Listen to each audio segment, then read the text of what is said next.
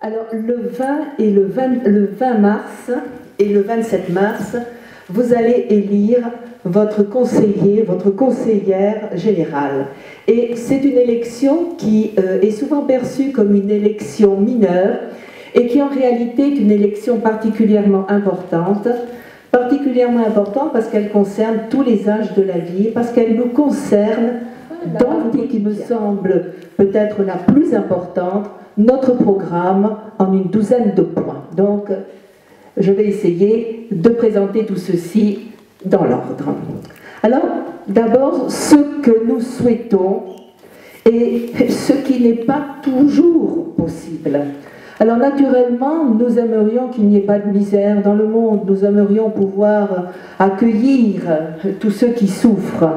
Mais vous vous souvenez probablement de la phrase de Michel Rocard, on ne peut accueillir toutes les misères du monde, mais on doit raisonnablement en prendre notre part. Et je pense, mes chers amis, que nous en avons quand même pris raisonnablement notre part. Et qu'en prendre beaucoup plus, ce serait peut-être au détriment de nos concitoyens. Et je crois qu'il faut quand même aussi, comme dans nos rêves, et ça a été un des thèmes de campagne, c'est un thème de campagne d'une candidate, toujours plus, en particulier pour l'éducation nationale. Le budget de l'éducation nationale, eh bien c'est un budget particulièrement important. Un budget de 60 milliards d'euros, c'est-à-dire exactement le montant de l'impôt sur le revenu. Et je voudrais quand même dire que ce budget, dans une période qui est une période particulièrement difficile, a augmenté de presque 2%, ce qui est énorme. Alors naturellement, on peut dire, eh bien, toujours plus, mais si on dit toujours plus, il faut aussi forcément toujours plus d'impôts. Alors, on peut aussi rêver que la France est une île, que la France est entourée d'une haute muraille, que la mondialisation ne nous touche pas, que nous ne sommes pas dans la compétition internationale. Eh bien, malheureusement, la mondialisation nous touche. Nous sommes forcés de nous adapter à la mondialisation. Et si nous ne nous adaptons pas à la mondialisation, eh bien à ce moment-là, c'est très simple, nous allons décliner. Et c'est pour cette raison en particulier qu'il faut absolument, c'est une urgence, il faut absolument rénover nos institutions. Et c'est pour cette raison que la réforme territoriale, qui est si souvent décriée, est une réforme qui est véritablement indispensable pour nous adapter au monde. Nous n'avons plus les moyens de ces doublons, de ces choses qui se chevauchent, qui font double, voire triple emploi. Et il faut absolument qu'il y ait une clarification des compétences. 6 000 personnes, c'est énorme. C'est le deuxième employeur de la Gironde, après le CHU. Donc, vous remarquez quelque chose qui est tout à fait considérable. On pourrait d'ailleurs faire une remarque à propos de ces 6 000 personnes. 6 000 personnes qui sont essentiellement concentrées à Bordeaux.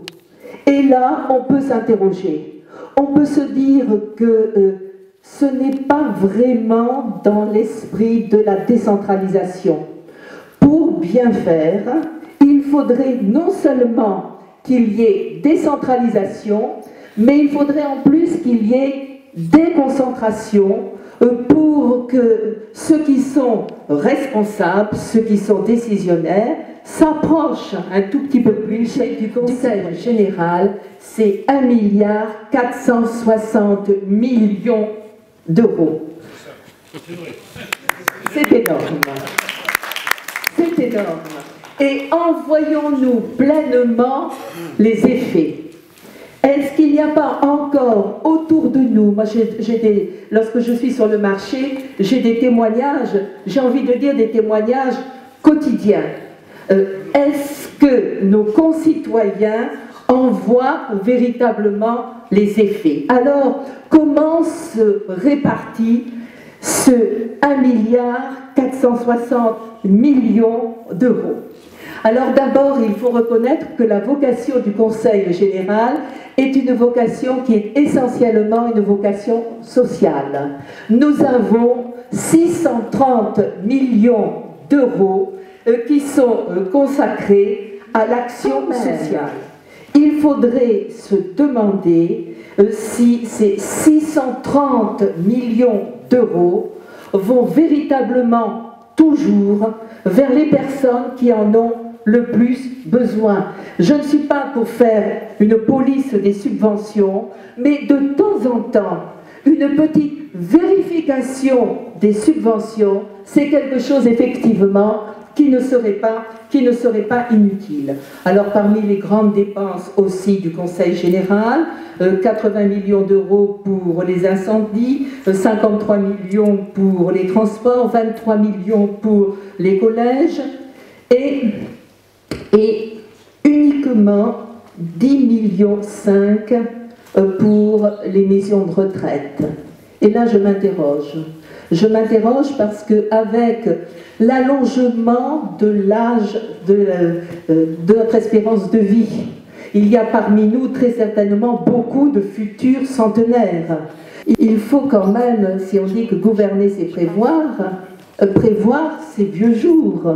Et avec uniquement 10,5 millions d'euros, est-ce que le Conseil général prévoit suffisamment? Est-ce qu'il se montre prévoyant? Regardez, 10,5 millions d'euros, pour vous donner un ordre de grandeur, eh bien, c'est ça qui va changer probablement la vie des viticulteurs. Lorsqu'on regarde, lorsqu'on se plonge dans les chiffres, en 2009, le budget consacré à la viticulture était de 0,5 millions d'euros.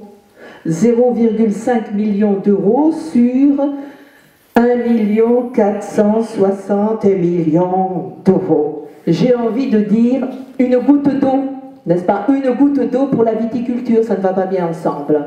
Et vous remarquez d'ailleurs que même si on multiplie le budget par 4, eh bien ça ne fait que 2 millions d'euros.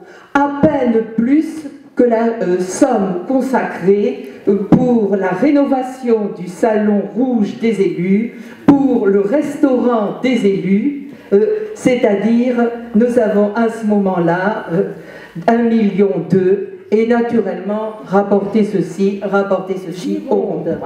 Dynamique et solidaire. Et je pense qu'il faut donner à ces mots leur sens plein. Pourquoi d'abord dynamique? Dynamique, eh bien parce que nous ne nous tournons pas vers le passé. Nous ne faisons pas comme le Front National qui veut revenir au franc, qui veut sortir de l'euro. Vous imaginez à ce moment-là ce qui pourrait se passer. C'est-à-dire comment résorber la dette. Eh bien, pour résorber la dette, il faudrait tout simplement faire fonctionner la planche à billets, il faudrait tout simplement tabler sur une inflation qui serait une inflation galopante, avec les conséquences que vous imaginez, en particulier pour les retraites, en particulier pour les petits salaires. Nous regardons en avant, nous ne regardons pas. La notion de solidarité est une notion qui est une notion importante, parce que cette notion de solidarité n'appartient pas uniquement à la gauche. Vous savez que la gauche n'est pas encore revenue de cette idée, elle pense toujours avoir le monopole du cœur.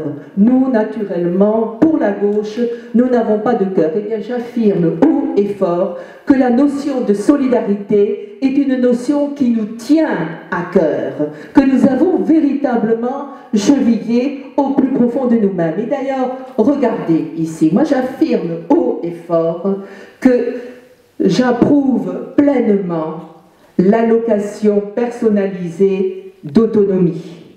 Une allocation personnalisée d'autonomie dont je vais reparler tout à l'heure. Quelque chose encore qui concerne le Conseil général et quelque chose qui fait jouer. Et vous remarquez comme il est important de passer progressivement de l'État-providence qui ne peut plus être un État viable maintenant. Il faut passer de l'État-providence à un État d'accompagnement. Alors je voudrais quand même faire un gros plan sur cette fameuse APA, allocation personnalisée d'autonomie. Elle a été instituée en 2001 par Lionel Jospin, en particulier avec la fameuse loi Guinchard, en juillet 2001. Et c'est une bonne chose, cette APA. Malheureusement, le financement n'a pas été prévu. C'est-à-dire qu'on s'est contenté d'un financement yaka, augmenter les droits de mutation. Mais que se passe-t-il lorsqu'en période de crise, les droits de mutation chutent fortement, puisqu'il n'y a plus autant de transactions immobilières? Que se passe-t-il lorsque les droits de mutation chutent et lorsque, en même temps, eh bien, les nombres d'allocataires augmentent? C'est-à-dire qu'il y a à ce moment-là un effet ciseau qui a déjà mis en danger un tiers des conseils généraux. Et c'est un gros problème pour les conseils généraux. Et c'est un problème qui nous concerne tous, parce que nous serons tous, un jour ou l'autre, comment dire, directement touchés par qu'il y a là, chers amis, des problèmes de société qui nous touchent tous, des problèmes de société que nous allons devoir résoudre, et ce, quel que soit effectivement le gouvernement, que ce soit un gouvernement de gauche ou que ce soit un gouvernement de droite. Lorsque c'est la gauche, lorsque c'est la droite, nous sommes confrontés, en particulier au Conseil général, nous sommes confrontés exactement au même problème. Et à ce moment-là, il faudra peut-être penser à des solidarités.